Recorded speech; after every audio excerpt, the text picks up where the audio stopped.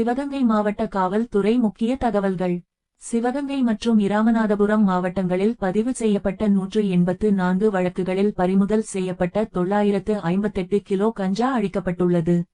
நீதிமன்ற உத்தரவின்படி இராமநாதபுரம் சரக காவல்துறை துணைத் தலைவர் டாக்டர் மூர்த்தி தலைமையில் சிவகங்கை மாவட்ட கண்காணிப்பாளர் சிவபிரசாத் முன்னிலையில் திருநெல்வேலி மாவட்டத்தில் உள்ள எரிவாயு கூடத்தில் வைத்து கஞ்சா அழிக்கப்பட்டது.